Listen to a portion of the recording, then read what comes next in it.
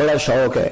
हम देखते हैं प्रोटोकॉल का बड़ा रंग है, बड़ा प्रोटोकॉल है लोगों का। 2 गाड़ियां आगे 2 पीछे, बंदा एक बैठा है। वो समझता है कि हो जो ये जिंदगी है ये तो शायद किसी को और मुयसर ही नहीं। और मैं अक्सर देखता हूं, मैं कहता हूं यार कैसा अजीब शख्स है, जिन पुलिस वालों को इसने प्रोटोकॉल पे लगाया है ना, हुकूमत खत्म होगी तो यही पकड़ के इसे जेल में डालेंगे, लेकिन ये खुश है।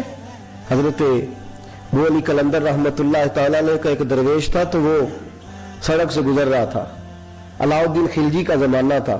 अलाउद्दीन खिलजी बहुत बड़े हुक्मरान हुए मुत्तहिदा हिंदुस्तान के। पाकिस्तान, हिंदुस्तान, अफगानिस्तान सब पे इनकी मुश्तरका हुकूमत थी। तो इनका एक गवर्नर रोड से गुजरना था, उसने तो सिपाही जो थे वो रास्ते साफ करा रहे थे। तो एक बुजुर्ग थे, अबू अली कलंदर के मुरीद थे, खलीफा थे, तो वो भी रोड पे गुजर रहे, तो तने तनहा हाथ में छड़ी पकड़ी है, तने तनहा गुजर रहे हैं। तो वो कहने लगे बाबा जी साइड पे हो जाए, गवर्नर साहब ने गुजरना है। तो फरमाने लगे इतनी सड़क पड़ी है, गुजर जाएगा कि मुझे साइड पे करके गुजरना, गुजर जाए। मैंने कहा नहीं आपकी मेहरबानी हट जाए। कहा भाई मैं क्यों हटूं, वजह उसकी इतना रास्ता है, गुजर जाए, मैं बूढ़ा आदमी हूं, तुम मुझे साइड पे करोगे फिर रास्ता ढूंढता फिरूंगा। कहा बाबा तेरी मेहरबानी हट जा, निगाह फकर में शाने सिकंदरी क्या है, और खिराज की जो गदा हो वो कैसरी क्या है।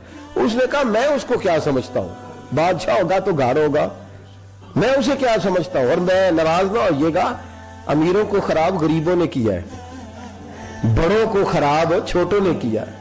अगर हम गाड़ियों के आगे पीछे भागना छोड़ दें तो लीडर सियाने हो जाए। ये हमारे नारे तबाही करते हैं, हम नहीं समझते कि हम कितना नुकसान करते हैं। निगाह फकर में शान सिकंदरी क्या है, खिराज की जो गदा हो वो कैसरी। इकबाल कहते हैं कि वो तो बड़े फकीर हैं जिनको तुम बादशाह समझते हो, तुम्हारा टैक्स ना मिले तो उनकी हुकूमत नहीं चलती। तो खिराज की जो गदा हो वो कैसरी क्या।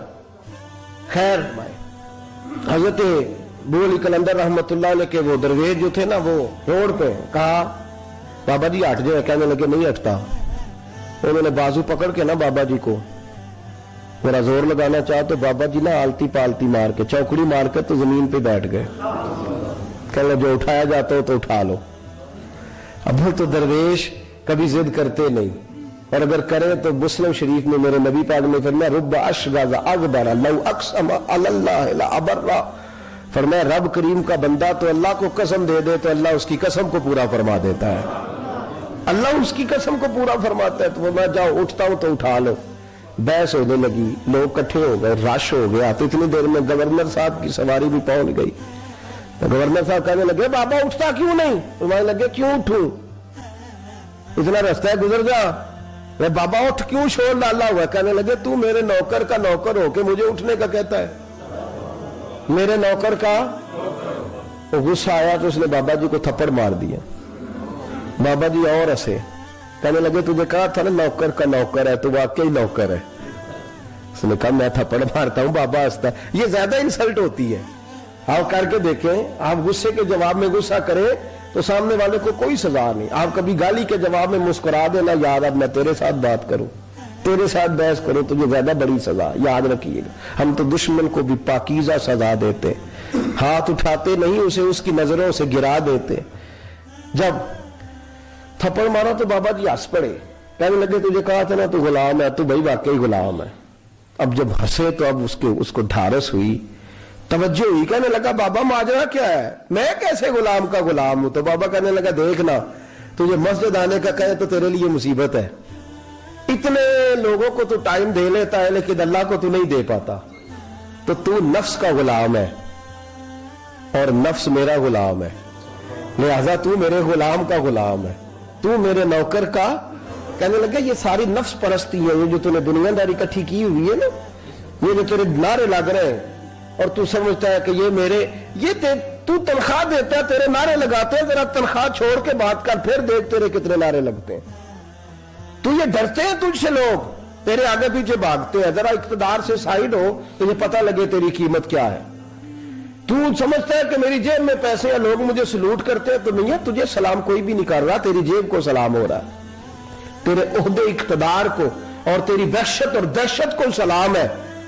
उसने कहा हजरत जी मुझे सलाम कब होगा। तो फरमाने लगे जब तू बादशाही में फकीरी करेगा, जब तू बादशाही में बादशाही में भी फकीरी होती है मेरे अजीजों, बादशाही में भी फकीरी होती है। आपके इस हिंदुस्तान के एक बादशाह का नाम औरंगजेब आलमगीर भी है। औरंगजेब आलमगीर के इंतकाल का वक्त आया ना, तो औरंगजेब आलमगीर बीमार हुए, आखिरी वक्त मिंबर पे चढ़े और लोगों को कहने लगे, लोगों तो मुझसे अक्सर पूछते थे ना कि बादशाह तेरी 2 उंगलियों पे स्याही को लगी रहती है और तेरे हाथों में सुराख क्यों रहते हैं। औरंगजेब आलमगीर, ये मैं आपको फरिश्तों की कहानी नहीं सुना रहा, इस दुनिया में, इस दौर में, इस धरती पर बसने वाले लोगों की कल की बात सुना रहा हूं। इस हिंदुस्तान में हिंदुओं के मुल्क पर हुकूमत करने वाले एक मुसलमान दयानतदार बादशाह की बात सुनो। कहते हैं हाथों में सुराख का पूछते थे ना तुम लोग, और तुम मुझे पूछा करते थे तेरे हाथों पे स्याही क्यों लगी हुई है। औरंगजेब आलमगीर मुतहिदा हिंदुस्तान का मुतलकुल इनान बादशाह कहने लगा, मेरे इंतकाल का वक्त आ गया है, अब मैं तुम्हें बताता हूं, मैंने सारी जिंदगी हुकूमत के खजाने से 1 रुपया तनख्वाह नहीं ली।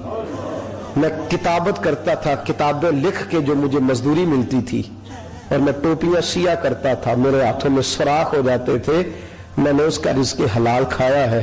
और फरमाया 50 रुपए फलां जगह मैंने रख दिए हैं, मैं मर जाऊं तो उसका मुझे कफन दे देना और लोगों को बताना कि हिंदुओं, मेरे रसूल पाक सल्लल्लाहु अलैहि वसल्लम ने जिस तरह मुझे कहा था मैंने उस तरह हुकूमत की।